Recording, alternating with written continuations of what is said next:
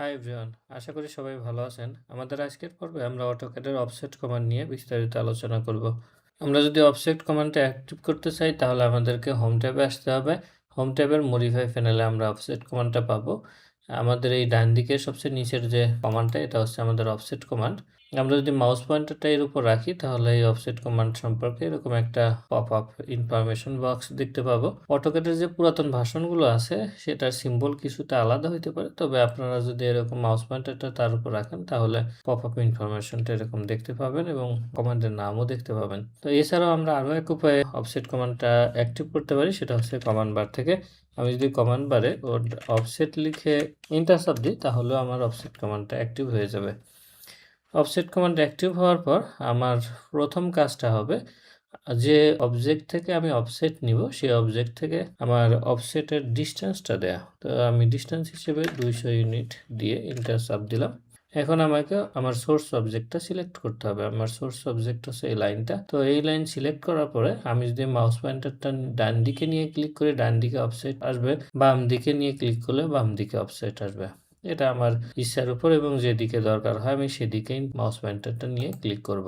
তো আমার এই লাইন থেকে এই লাইনে 200 ইউনিট দূরত্বে একটা অফসেট লাইন তৈরি হয়েছে।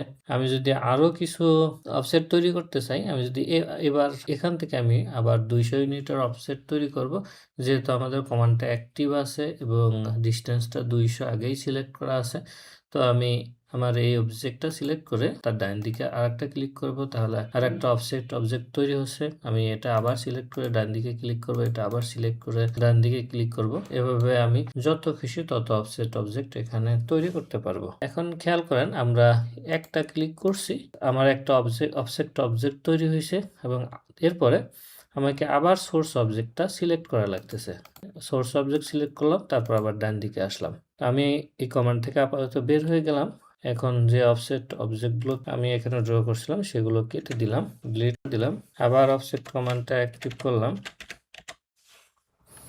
কমান্ড বারে অফসেট লিখে এন্টার চাপ দিলাম। এখন ডিস্টেন্স হিসেবে আমি 200 ইউনিট লিখে এন্টার চাপলাম। সোর্স অবজেক্টটা আমি সিলেক্ট করলাম। এখন কমান্ড বারে লক্ষ্য করেন আমাদের এখানে কিছু নির্দেশনা আছে, যেমন specify point on side to offset or exit multiple undo.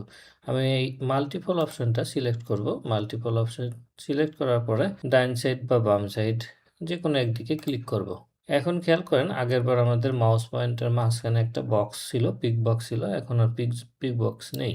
এখন যদি আমি এরকম আরো অনেক অফসেট তৈরি করতে চাই তাহলে আমার মাউস পয়েন্টারটা ডান দিকে ক্লিক করলেই হবে। আগেরবার আমরা যেটা করছি সেটা হচ্ছে, প্রথমে আমরা সোর্স অবজেক্ট সিলেক্ট করছি, তারপর মাউসের ডান দিকে ক্লিক করছি।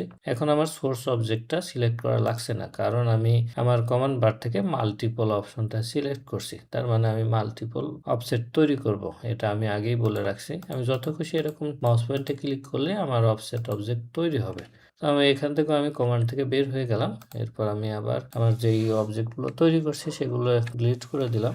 আমি আবার আমার অফসেট কমান্ডটা আমার কমান্ড বার থেকে অ্যাক্টিভ করব, অফসেট লিখে এন্টার চাপ দিলাম।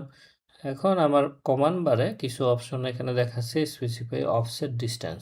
তো আমি অফসেট ডিস্টেন্স না দিয়ে এখানে থ্রু অপশনটা সিলেক্ট করব। থ্রু অপশন সিলেক্ট করে আমি সোর্স অবজেক্টটা সিলেক্ট করব। এরপর আমি যেখানে খুশি এই অবজেক্টটা নিয়ে বসাইতে পারবো। এটা মূলত এক ধরনের কপি হচ্ছে। এর আগে আমরা কপি কমান্ডটা শিখছি, এটা কিছুটা কপি কমান্ডের মতোই এবং এখানে আসলে ডিস্টেন্সের উপর আমাদের কোনো কন্ট্রোলিং নেই। তো সেক্ষেত্রে এই কমান্ডটা আমাদের খুব কম ব্যবহার হবে। এটা থেকে বের হয়ে আসলাম, আবার আমার ড্র করা অবজেক্টগুলো ডিলিট করে দিলাম। আবার অফসেট কমান্ডটা আমি অ্যাক্টিভ করি। এখন আমার কমান্ড বারের দিকে লক্ষ্য করেন, স্পেসিফাই অফসেট ডিস্টেন্স এবং ব্র্যাকেটে যে অপশনগুলো আছে, থ্রু অপশনটা একটু আগেই আমরা দেখছি। এরপর আমরা ইরেজ অপশনটাতে ক্লিক করব। ইরেজ অপশনটাতে ক্লিক করলে আমার এরপরে নির্দেশনা আসবে যে আমি অফসেট করার পরে সোর্স অবজেক্টটা ডিলিট করে দিব না রেখে দিব। তো আমি চাচ্ছি যে সোর্স অবজেক্টটা ডিলিট করে দিব, সেক্ষেত্রে ইয়েস চাপ দিলাম। ইয়েস চাপ দিয়ে অফসেট ডিস্টেন্স হিসেবে আমি 200 লিখে এন্টার চাপ দিলাম। এরপর আমি সোর্স অবজেক্টটা সিলেক্ট করলাম এবং ডান দিকে বা বাম দিকে যেদিকে ক্লিক করি আমার অবজেক্টটা মুভ করবে এবং যে আমার সোর্স অবজেক্ট ছিল সেটা ডিলিট হয়ে যাবে।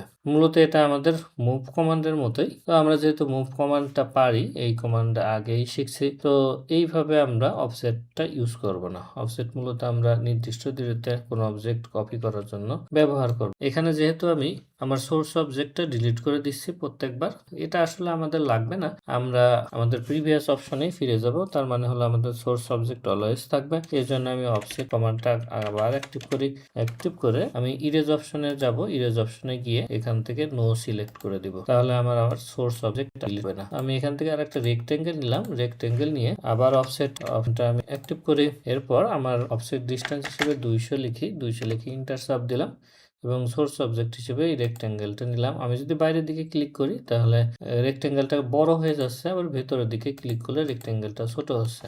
যেহেতু একটা সিঙ্গেল অবজেক্ট ছিল সেহেতু অবজেক্টের বিহেভিয়ার এরকম হচ্ছে। আগেরবার কিন্তু আমাদের লাইন যেটা ড্র করছিলাম সেটা লেন্থ কখনোই চেঞ্জ হয়নি, কিন্তু এই রেক্টেঙ্গেলের ক্ষেত্রে সিঙ্গেল অবজেক্ট থাকার কারণে আমাদের লেন্থটা চেঞ্জ হচ্ছে। তো এই ছিল আমাদের অফসেট সম্পর্কে আজকের আলোচনা। আশা করি ভালোভাবে প্র্যাকটিস করবেন। পরবর্তী টিউটোরিয়ালে আবার আপনাদের সাথে কথা হবে। সে পর্যন্ত ভালো থাকবেন।